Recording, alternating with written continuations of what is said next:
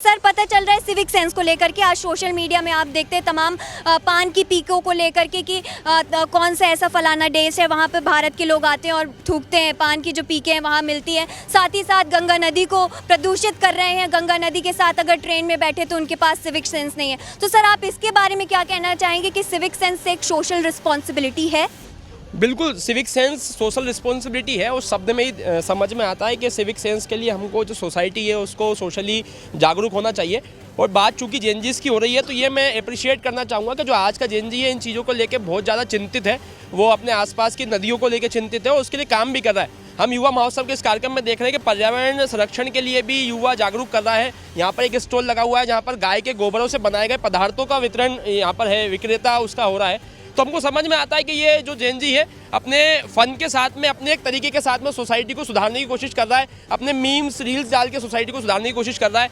और गंगा नदी के साथ में चूंकि हम देश के सबसे स्वच्छ शहर इंदौर में है तो ये जेनजी की सिखाई हुई चीज़ें हैं कि कोई भी कचरा अगर है, चॉकलेट भी खाइए तो उस रेपर को जेब में रख लेना, सड़क पर नहीं फेंकना है।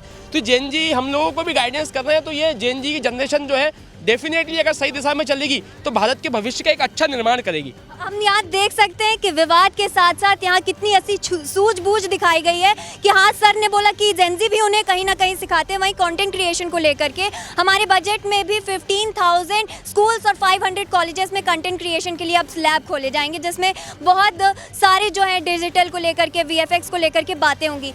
आपको इसको लेकर के क्या कहना है? ये अच्छी बात है क्योंकि कंटेंट क्रिएशन एक तरीके से अब फ्यूचर है। आप किसी भी बिज़नेस को बिना कंटेंट क्रिएशन के वो इमेजिन नहीं कर सकते।